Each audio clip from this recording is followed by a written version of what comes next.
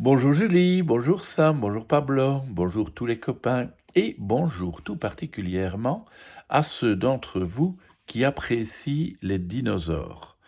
C'est une de ces histoires dont il va s'agir aujourd'hui. Tricératops ne partage pas. Croc, scrunch, Tricorne est un goinfre. Une seule idée trotte dans son énorme tête, broutée toute la journée. Bien sûr, quand on est un tricératops, c'est normal de broyer et mâcher des tonnes de plantes. Mais Tricorne, lui, en veut toujours plus.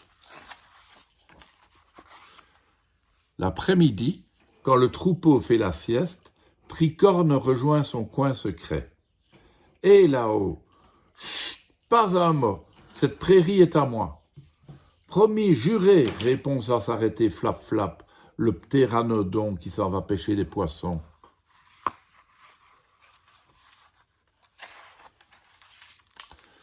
Tricorne se régale de fleurs parfumées. Elles sont tendres, un peu sucrées, et il les croque en inventant une chanson idiote. La la la, c'est tout pour moi, personne d'autre n'en aura, la la la. Mais quel est soudain ce bruit étrange? C'est le ventre de Casque d'Or qui gargouille. Le pachycéphalosaure, lui aussi, a très faim. « Dis donc, tête en boule, gronde Tricorne, tu ne pèses même pas une tonne et tu crois que je vais te laisser manger mes fleurs? Dégage, Minus !» Casque d'Or n'est pas d'accord et lui donne un bon coup de tête. Tricorne, plus lent mais beaucoup plus lourd, n'hésite pas à charger, corne en avant. Quelle terrible bagarre! La prairie résonne de cris et le sol est jonché de belles fleurs écrasées.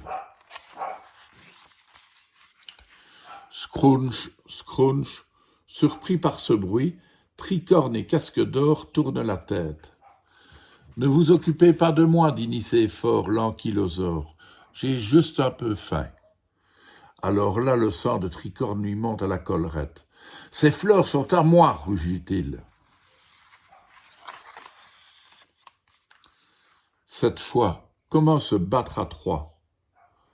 Chacun gronde et gratte le sol, et personne n'ose attaquer le premier. « Vite, allez-vous-en » crie soudain un poisson qui tombe du ciel. Mais non, un poisson ne vole pas. Flap Flap a juste lâché celui qu'il tenait dans son bec. « Fuyez » crie-t-il encore au dinosaure. Trop tard. Dans un fracas de branches brisées, surgit Bolex, le T-Rex, qui engloutit tout rond le poisson. Car un tyrannosaure, ça se moque pas mal des fleurs. Ça préfère la chair fraîche. Mais un petit poisson ne suffit pas au plus gros des prédateurs. Botex, la gueule grande ouverte, fonce vers Casque d'Or qui fait pipi de terreur. « Non » crie Tricorne qui bondit en avant et percute le géant pour secourir Casque d'Or. Soudain, le tyrannosaure est secoué par un terrible hoquet. Bolex doit recracher ce satané poisson, mais le temps d'y parvenir, les autres sont déjà loin. « Tu as voulu me protéger, Tricorne » s'écrie Casque d'Or. « Tu es un héros » renchérit Nicéphore. Tricorne lui-même est étonné d'avoir agi ainsi. Ce gros égoïste n'a pas l'habitude de se soucier des autres, mais il se dit que c'est drôlement agréable d'être admiré et d'être remercié. « À demain, dit-il, et bonne nuit, les amis. » Il a plu toute la nuit sur les dinosaures endormis. Au matin, stupéfait, Tricorne se réveille dans un monde encore plus fleuri. « Bon appétit, Tricorne » lui disent Casque d'Or et Nicéphore, qui se régalent déjà. Scrunch, scrunch, croc, croc, Tricorne est affamé. Soudain, il s'arrête de brouter pour déclarer, la bouche pleine, « Incroyable, je n'avais jamais remarqué que les plantes ont encore meilleur goût quand on les partage avec les autres.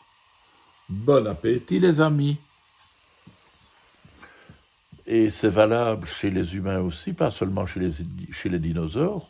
On peut partager avec les copains, n'est-ce pas? À demain les enfants.